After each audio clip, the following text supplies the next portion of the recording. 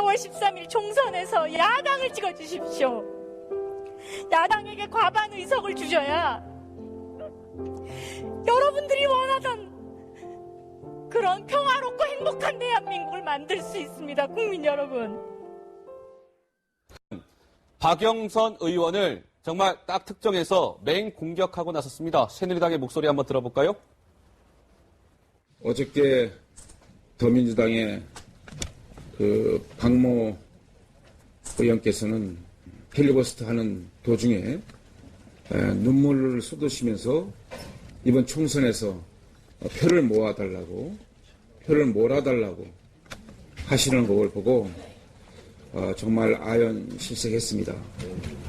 우리가 그동안 주장했던 야당의 필리버스터는 총선을 위한 선거버스터였음을 다시 한번 확인시켜주는 그런 장면이었습니다.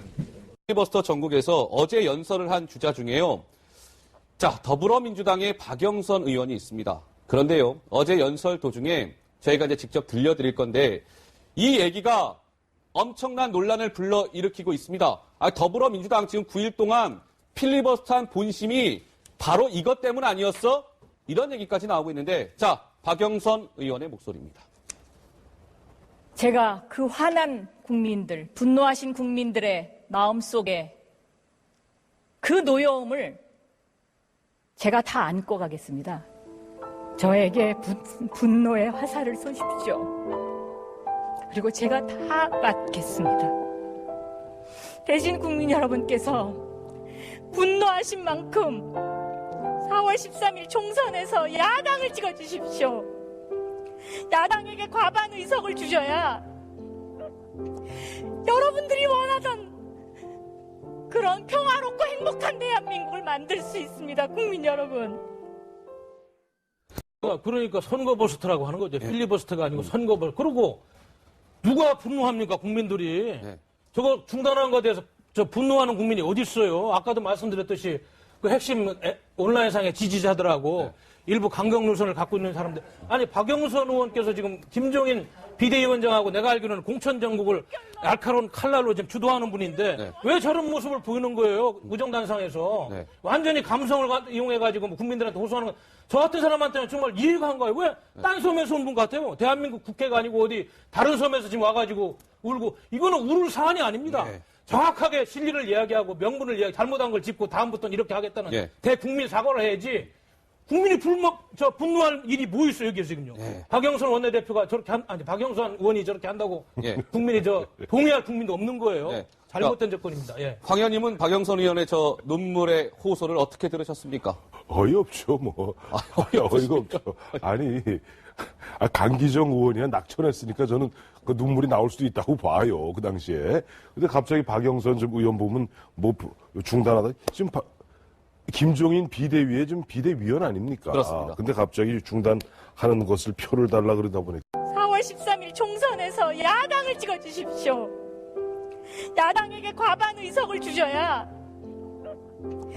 여러분들이 원하던 그런 평화롭고 행복한 대한민국을 만들 수 있습니다. 국민 여러분. 자, 황 의원님 말씀을 제가 이어서 좀 설명을 드려야 될 것 같은데요. 자, 보시면 더민주의 엑스맨 박영선 누리꾼 반응본이 박영선 필리버스터 요약해보면 감성팔이, 지역감정, 선거운동 하지 말아야 할 거 다 했다. 박영선 의원은 1976년 개봉한 영화 로키를 보고 왔으면 좋겠다. 질 걸 알면서도 싸워야 할 때 어떤 식으로 연출해야 감동을 주는지 저 영화에 다 나와 있다. 로키 영화 좀 보세요. 박영선은 이번 총선에서 손 떼라. 개인의 영달을 위해 많은 국민이 애를 태우며 공들이고 있는 선거를 망치고 있다. 박영선이 상당수 지지자들을 최소한 기권하게 하는 역할은 했다고 본다. 이런 대목이 재밌잖아요. 공들이고 있는 선거를 망치고 이거는 보면 이 전형적으로 더불어민주당 지지층이라 볼 수 있어요. 그렇잖아요. 자신들은 어쨌든 이래서 지금 이번에 한번 4.13 총선을 통해서 박근혜 새누리당 정부에 대해서 공격을 하려는데 박영선 더불어민주당 여기 뭐 엑스맨이라 그랬습니다만은 박영선이 저렇게 해서 울고 감성팔이 하는 바람에 오히려 중도층이 다 외면하지 않겠는가. 선거를 망치고 있다가 맹공을 퍼붓고 있는 중이에요. 예, 그러면 이현정 의원님, 네. 또 지금 보면 굉장히 이 박영선 의원의 저 이야기가 많은 공분을 사고 있는 것 같아요. 인터넷에 들어가면 황 의원님 말씀하신 것처럼 더민주 지지층 내에서도 아니 도대체 박영선 의원이 왜 이런 얘기를 했을까? 의문을 그러니까 갖는 사람이 많아요. 이 박영선 의원은 비난하고 있는 이제 또 양쪽의 어떤 입장이 다른데 뭐냐면 네.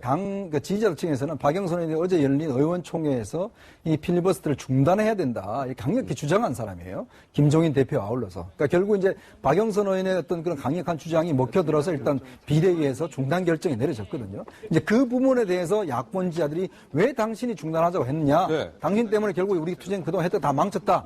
이렇게 이제 또 비난하고 있는 것이고 또 이제 반대편에서 그날 또 본인이 필리버스터를 좀 했잖아요. 예. 그러면서 계속 울면서 하는 것 자체가 보면 이건 또 뭐냐? 예. 그럼 뭔가 뭐 내용을 이야기하든지 해야 되는데 네. 결국 울면서 뭐 이렇게 하는 것 자체가 감성팔이 하는 이거는 거냐? 선거에 이용하는 거 아니냐? 예. 이 필리버스터 자체를 선거운동 자체로 또 희화시켰다. 이런 부분에서 이제 비난받고 있는 양쪽에서 비난받고 있는 것이죠. 근데 예. 제가 볼 때는 박영선 의원이 지금 당 대표도 아니잖아요. 예. 그러니까 본인이 뭐 모든 책임을 지겠다는데 어떤 책임을 지죠?